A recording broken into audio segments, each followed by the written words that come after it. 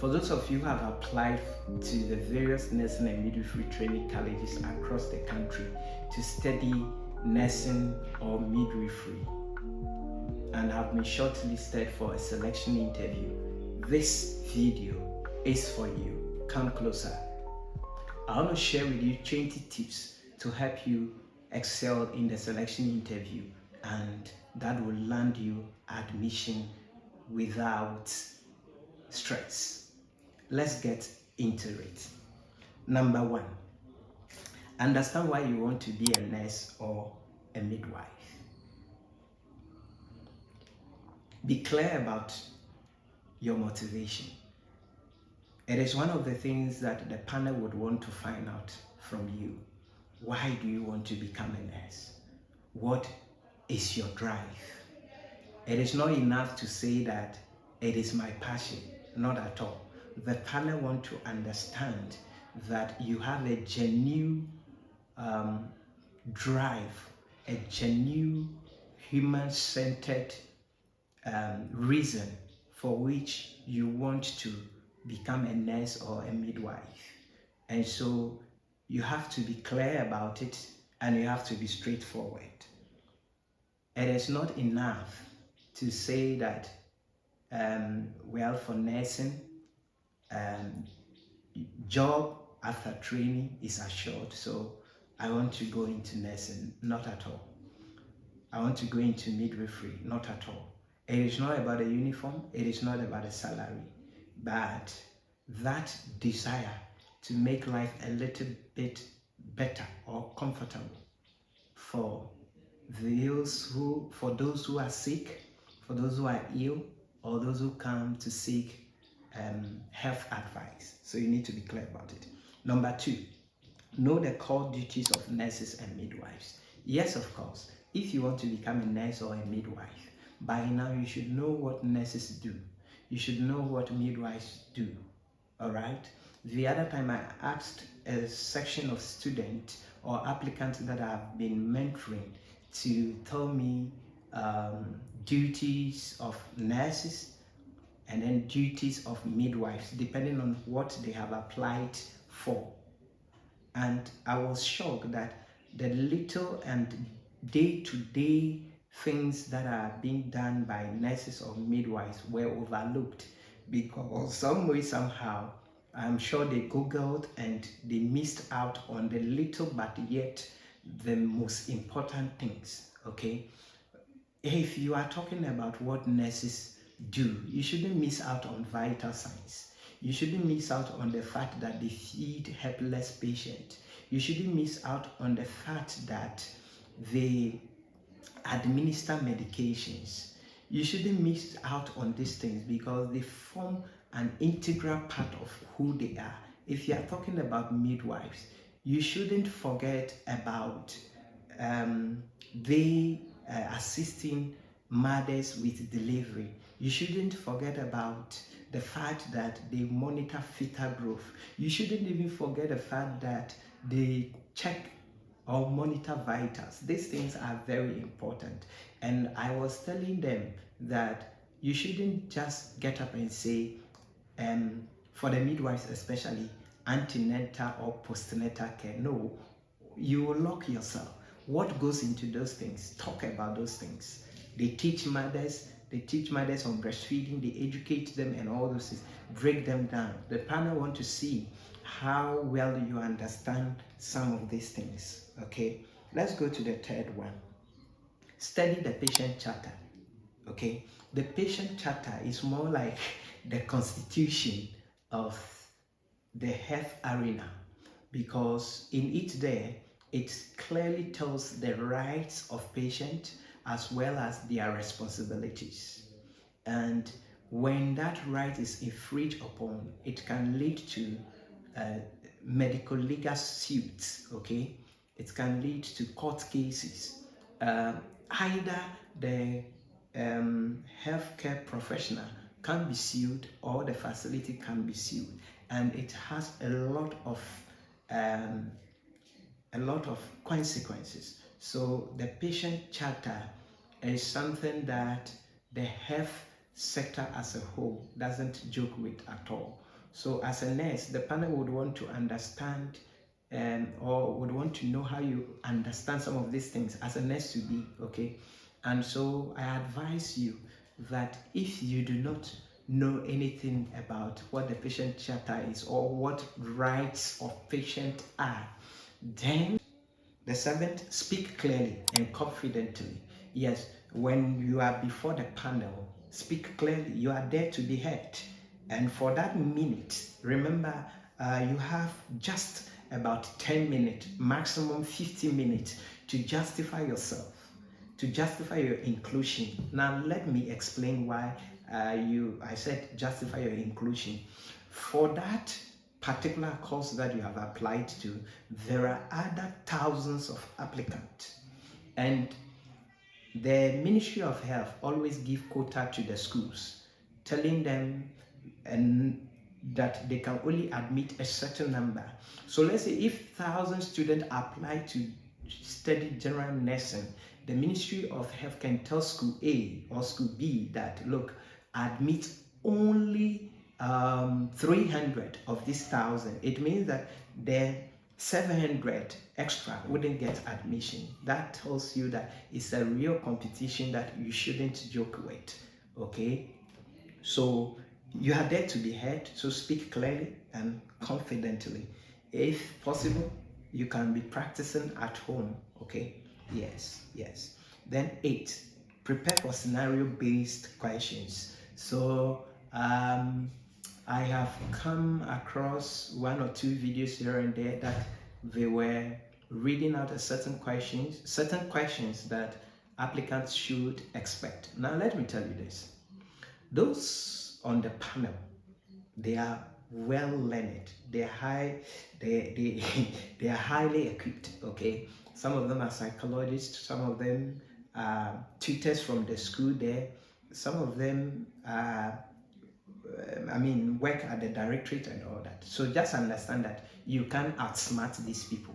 The only thing you can do is to justify and impress them that, look, I am the right candidate, even if you are admitting 200. I am one of those 200. Okay, so you need to be prepared, be open-minded, because instead of asking you what is your motivation, they can give you a scenario-based issue just to be able to extract from you what really your motivation is, rather than asking you straightforward. So for instance, they can ask you a scenario-based question like, what will you do if a patient refuses treatment? Now, when they ask you such scenario-based questions, always think ethically and professionally. Okay, yes. Then 9, understand basic anatomy and physiology. You may be asked questions about the human body, okay, systems or general health practices. So you just have to understand the human body, okay, where your stomach is and all that and all that. And they can ask you something about stomach ulcer and all that and all that. So it's just that you need to be ready. Then number 10, know about confidentiality. Confidentiality is a major issue in healthcare, all right? And so you need to know about it. It is also one of patients' rights, what they are entitled to by law. Let me explain. When we say confidentiality, it is about keeping records, issues about patient private without revealing them to a third party. All right? Unless they so give you that go ahead. And if you do not take this seriously, it can land you in a trouble that you can't imagine. All right, so it is important that you know what confidentiality is. And asking you about confidentiality, they can give you a scenario that your brother's wife came to the hospital and tested positive for HIV, and your brother came around asking you what is wrong with her. What will you do? You see, this is your brother, and that is your sister-in-law. Yes, humanly speaking, you wish you tell your brother about it, but by the patient charter, you have no such rights. And if you do, and the woman gets to know, she can actually cause that your license to be revoked through a suit. All right. And the fourth one is no current health issues in Ghana, all right, or in your country. So as a health worker, you need to be abreast with modern trends, modern events, current issues. You know, in Ghana, in these few days or in the past few months, a lot of things happened within the health sector. You should be abreast with them. You should have some fair knowledge on COVID-19 and its resurgence. You should also know about conditions that are of public health concern, like malaria. You should also know about health campaigns. You should also know about even who the health minister is. These things are very important. You have to be on top of issues. 5, dress professionally. This is very important. And for those applicants that are on my WhatsApp page who I am coaching closely, I have made it clear to them that for that day, for that interview, wear something simple, neat, respectful, and always remember that first impression matters. Now, at the end of this video, I am going to give you a tip that you will never get anywhere else or on any other channel or platform. So stay tuned and don't get off. I will surely tell you about it. And that has to do with your dressing actually. Then 6, be punctual, okay? So I advise my mentees that they should arrive a day before the interview, okay? They should arrive a day before, especially if they are not living in that town or they are not close to that town. Even if you are close to the town, about 20 kilometers away, my advice for you is that come to the town where the school is, because the school will always make arrangement for those coming from afar to lodge. Okay, I think it's between some 30 to 50 cities. Okay, so go there, go to the school a day before. So if your interview is on Friday, by Thursday evening you should be in town and have a place to lodge. You rest, then you wake up early morning, as early as 5 or as early as 4:30. Get yourself ready and go to the venue where the interview will be taking place, and then you sit down quietly. When the officers who will be helping the panel arrive for registration, make sure you write your name down. You show them your pay slip, because you'll be required to pay some amount of money for interview. I think what most schools are taking now, and I believe probably it might be a directive coming from the Ministry of Health, is 200 cedis. That out of that 200, the school will give you a snack, and also I think will motivate the panelists who are there to vet you and for other administrative works. So be punctual, arrive there early on time, okay? Don't be late. If you go early, they will attend to you early, and then you will come home early. Number 10, practice common interview questions. Yes, you need to practice it. Common interview, common nursing or midwifery selection interview questions. I have compiled about 40 for each cadre for my mentees to go through. I think that I will make that available, and I will also leave a link below the video in the description for you to be able to join the WhatsApp platform if you wish to. It is free, but the things you receive from there are valuable. Okay, so questions like, why should we choose you? What do you know about nursing or midwifery? So if you are a nurse, they can, if you are applying to become a nurse, they can ask you, what do you know about nursing? Okay, if you are applying to be to be trained as a midwife, they can ask you, what do you know about midwifery? All right, okay. Then they can also ask you, what will you do in crisis? These are just an example. You should practice these things. For the questions that I have compiled for my mentees, I have added sample response also, so that they can look on it and craft their own response should those questions come up.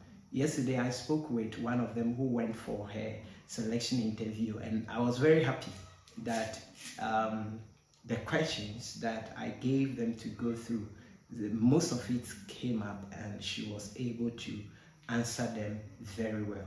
And we are hoping for a positive feedback from the panel. Then 12, be honest. Be honest. Honesty is one of the values that as a nurse, or quality as a nurse or a midwife, you should have. And when you are before the panel, they want to see how you are able to demonstrate some of these values. Sorry, something is trying to distract me. They want to see how well you demonstrate some of these values. So beyond just answering the questions and rattling the answers, they want to see some genuine qualities within you.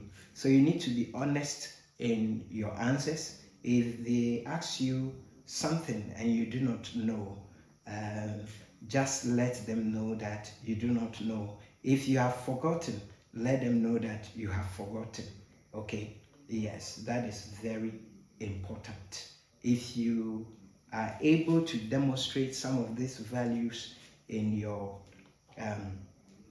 answers or in answering the questions, you are able to appeal to them and also win their vote of confidence. So you need to be honest. Don't try to lie your way through. I told you already, those people, they are very smart and they are learned, okay? So you need to be careful and you just have to be honest with them. Then 13, show empathy and compassion.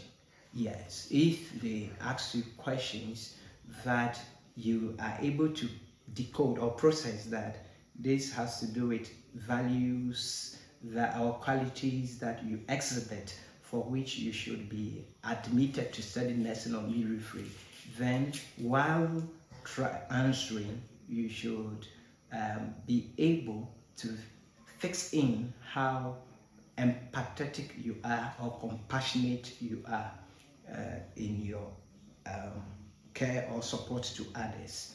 In the videos to come, I will address some of these things in detail. Then 14, be aware of ethical issues. Issues like patient privacy, respect for life, refusing to discriminate should be understood. You should understand these things. Yes, you should know what they are. It wouldn't be a problem if really you go through the patient charter and you are abreast with it. You must read that document before the interview. So I will also leave a link to that document in the description, or in the description for you. And if you were to be on my WhatsApp platform, you would have accessed some of these things long ago. If any of my mentees is here, kindly give me a hi in the comment section and let me know that you are here. 15, avoid arrogance and overconfidence. Okay, it is one thing to be confident and it is one thing to be arrogant. You must know the line between these two. Okay, your posture and everything should demonstrate humility, because humility is a sign of maturity. Then 16, listen carefully before answering. Make sure you process your questions properly and quickly before you answer, so that you do not push yourself into a tight corner. Don't rush. Take a second thought or think before responding to each question. And in cases where you do not really understand the question, you can plead with them to repeat the question. However, it shouldn't become your strategy that at every single question, then you say, pardon. All right. Then 17, know the difference between a nurse and a doctor. Yes, basically in Ghana, there are some people think that the nurse is the woman and the doctor is the male. And so they think that the females are the nurses or midwives, while the male is a doctor. So it's more like the male, the opposite of nurse is doctor. No, not at all. You that have applied to study nursing or midwifery, by now you should know the difference. Yes. I can't come and be teaching you the difference between a nurse and a doctor now. Oh, Biko. All right, so 18, have a basic understanding of first aid. Yes, so first aid, like home remedies, how to take people away from danger, how to attend to people who are convulsing, accident, those things you should know, have basic understanding about it. Then 19, show willingness to learn. Yes, let them know you are ready to be trained and shaped. In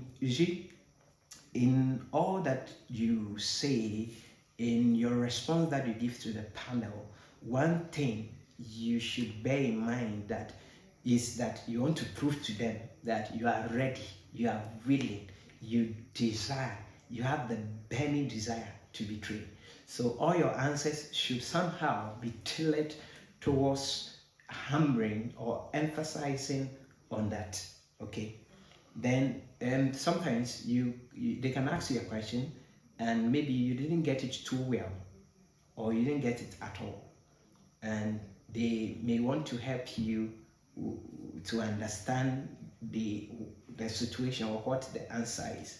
For instance, if they ask you why did the nurses went on strike, and then you said they went on strike because of failure of the government to increase their wages, then they said, okay, but it is not more about the wages. It is, so then maybe a panel member can say, oh no, it is not more about wages, so it is about, then you have to pay prompt attention. Okay, you have to listen because they are talking to you. Okay, so you listen, and then the person now tells you that it is about the failure of the government to implement their condition of service. I say, okay, thank you. You get a point. Yes. So now 20, pray and stay calm. Yeah, prayer is very important. Prayer helps you psychologically, spiritually, and physically. So you should pray and then stay calm. I believe that these things, if you have listened to the explanations I've given carefully, it will give you advantage over your peers. Okay? Yes, it will give you advantage over your competitors, over those that you are going to the interview with. It is a competition, it is a battle, and your goal must be to win it. Now, I promised that I was going to give you a tip, and I said it was going to be about your dressing. Yes, that is true. You see, appear simple and professional. The issue is that those on the panel, they knew or they know that you have prepared before coming for the interview. So sometimes they can, and they know that you are anticipating certain questions, but sometimes they can take you by surprise. You can go for the nursing interview and all the things that I said they will ask you, they will not ask you. Okay, by now you should be able to know how to talk about yourself. Myself, I taught my student the other day. I'll talk about it in the videos to come. So that is why you have to subscribe. Yeah. So back to the point, I'm saying that they know very well that you have also learned before coming. So sometimes they can take you by surprise. They can just ask you, instead of maybe asking you nursing midwifery questions here and there. They can just ask you, why do you prefer natural hair to, the other hairdos? Or they can say, oh, you are keeping a natural hair, that is beautiful. People say it is very painful and expensive to keep. Is that true? This question is not related to nursing. This question is about opinion. But while you answer this question, they want to see how you appreciate the opinions of others and how you are still able to make choices that still is beneficial to you. So in answering such a question, you don't just get up and rubbish those who think that keeping natural is expensive or painful, okay? But you try to get into their perspectives. Actually, when you get admitted to study nursing, there is a course called Perspectives of Nursing, or in nursing. Yes, one of them. So perspectives are very much appreciated in nursing and within the healthcare setting. So it's not a direct nursing or midwifery question like, why do you want to become a nurse, or why do you want to become that? But that question can either prove to them that you are the right person or you are the wrong person. Because sometimes when you come to the real world, when I'm talking about real world, I mean the hospital settings, one of the things is that the patient have their perspectives, and we as professionals too, we have our perspectives. The person is sick, headache, you are thinking is stress, and the person is saying that they said they have taken my head to one which convention, and they are pounding it. Okay, so I wish you well. So what I'm saying is that you should be careful so that your dressing doesn't push you into a tight corner, because anything around you can be used to interview you. Thank you. My name is John Jaka, and I am the 2025 Best Nurse for Whole West. And I'm doing this to aid you so that you can also join me in saving lives when you finally train, graduate, and you are working. God bless you.